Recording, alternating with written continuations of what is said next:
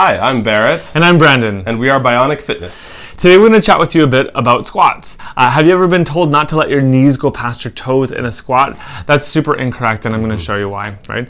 So Barrett, if you can come on down. Most of my clients who are not experienced in the gym, new clients, and people in general tend to do their squats this way.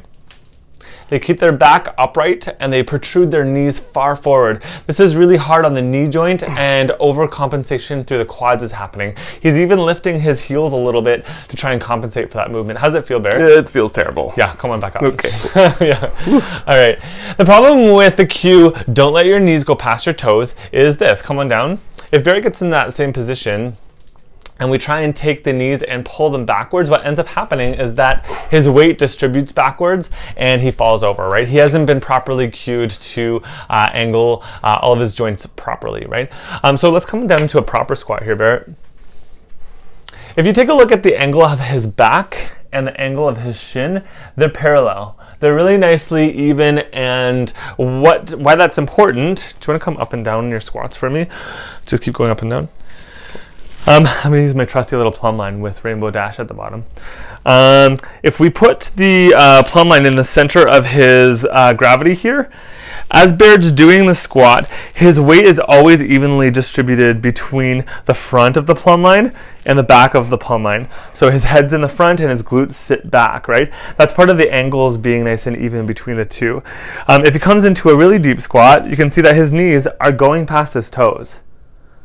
This is a really normal part of how your body moves, right? If you've ever tried to climb upstairs or step up onto a box, your knees will always go past your toes. It's a functional part of your body and how it should work, right?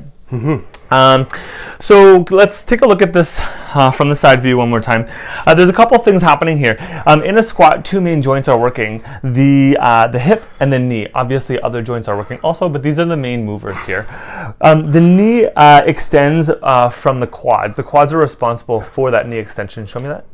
So as he extends his knees backwards, it's the quads that are working. If you do this at home, you should feel the front of your legs or your quads fire up. The hips, yeah, there you go, yeah. The hips the extension through the hips are in the opposite direction, but the main mover here is the glute. The glute is responsible for extending your hips. Do you want to give me a hip hinge? Good. Less of the knee and more of the hip. Right? So as his hip angle opens and closes, he'll feel his glutes working. You feel the glutes working? Yep. Yeah, great, awesome. So in a squat, you want to make sure that the hip joint and the knee joint are working in tandem, right? We don't want to over-favor the angle in the knee, which is what most people do. So we want to either keep it even or favor the glute a little bit, because the glute is a large muscle group that stabilizes from the hip and all the way down the chain, right? So come on down. What I can see in some of my clients, even when they're doing a squat with great angles, is that they tend to finish with their knees before they finish with the hips. So I can see when somebody is compensating for the quads, as we come up, Tibbs is getting in there. Going up, and his knees are snapping forward first before his hips properly extend, right? That's another sign of quad compensation, right? So let's come on down again. Knees are going past the toes, angles are nice and even, and the angle between the hip and the knee are fairly even, right? As he comes up, he's going to keep the abs engaged and make sure that these extend at exactly the right time.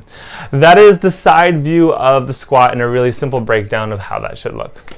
Remember, guys, if you have any questions or concerns, please leave them in the comments below. As well, all of our details, our Instagram and how to email us will be in the description below as well.